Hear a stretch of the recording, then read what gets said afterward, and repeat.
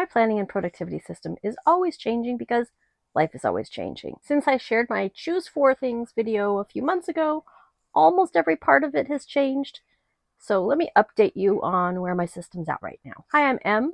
I talk about planning, productivity, and building systems, and I think about all these things way too much so you don't have to overthink them like I do. Right now, most of my capture happens in either Apple Reminders or my spiral notebook on my daily pages. And I'm really trying to break the post-it habit. It is so easy to grab them. It's fun. They're colorful. I like it. I find I don't process them as easily. So I am really trying to break that habit. It's not going well, but I'm working on it. I tried Apple Notes for a while for a capture, and I tried it with and without a shortcut. I know lots of people are successful with it. It just did not work for me. I've used reminders for so long. It is the better solution. I am just back in it 100%. Something new I've been trying to get things out of reminders is just cutting and pasting them. I don't know if that didn't used to work or if I had just never tried it, but I'm moving some of my task things to Kinopio that I capture on the go, but I don't necessarily want reminders. But a lot of the stuff that I capture is not tasks. And so I often want to move things to a Google Doc or a sheet or whatever, and I had never tried it.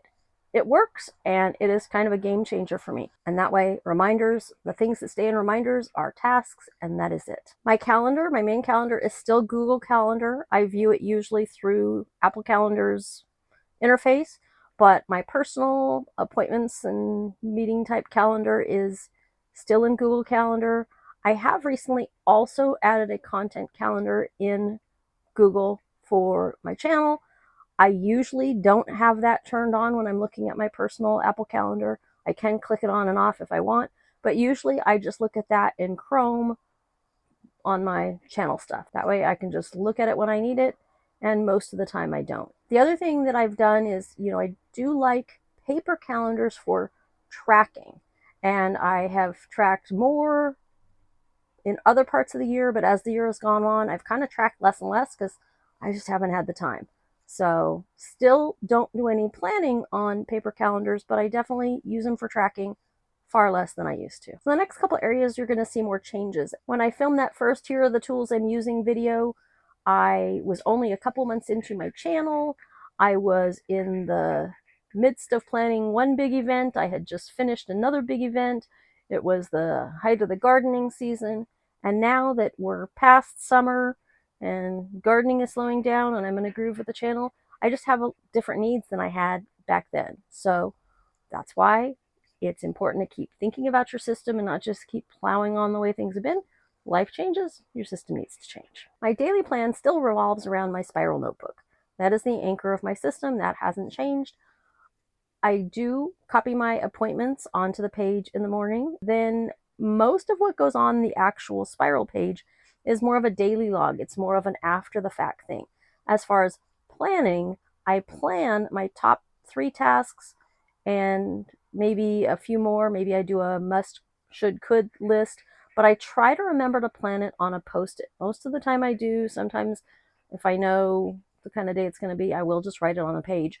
But by writing it on a 3x3 post-it with my size writing, that works out well because it keeps me from over planning. I can only fit, maybe 6 things on there. I like to go 3 to 5 max, and having that boundary is really helpful for me.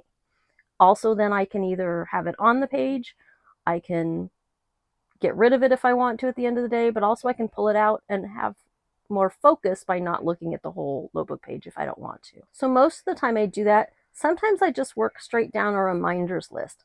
I do have a daily list section in reminders, and I don't use it every day, but I have each of the days in there. So if it's the kind of day when I feel like that's what's going to work for me, I just put it in there. And that's one of those things where I might do it on the couch on the night before, or I might do it before I come up to my office. And if I know there's things that have to be done, today was one of them. I had about 4 things I had to knock out as people were getting to work, and it worked just fine for me. And then sometimes I have a longer list of what I'm going to do for the day in reminders, and then I just pull those top 3 out of there and put it on the post-it that's another variation that happens. When I really need to think through prioritization, I have two tools that I grab. One is when I think I need an hourly framework to plan how much time things are going to take up. That's the planner that you saw in the $12 planner video. If you haven't seen it, I'll link that. I don't really often plan the full week anymore, but I might do it to plan a day or two or three in a row in that planner. I have it, so I use it. Having that hourly option available makes it so that I theoretically don't plan too much. The other tool I've used recently for planning is Kinopio. It's been great for giving me the color that I need and letting me see the same type of things grouped in different ways, sometimes by area of focus, sometimes by priority, sometimes by day. It's been great. I'll say more about that in the tasks section. My task system has been by far the trickiest of them all. And notice I'm starting to say task system, not task manager or task list. I came up with that epiphany in my Choose 4 Things Tasks video that came out recently. This year alone, besides reminders, I've tried 4 other digital planning apps, like Todoist, Things, Microsoft To Do, and OmniFocus. I've tried 4 different all-in-ones, ClickUp, Notion, Asana, and Microsoft To Do. And then I've done paper task lists at least 3 different ways, whether in my same spiral notebook or a couple times in standalone separate notebooks.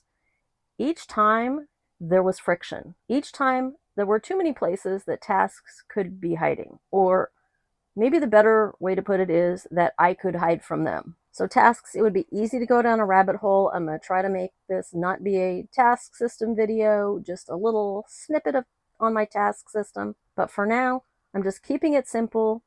Apple reminders for things that need notifications. They stay in reminders, a couple different places they live.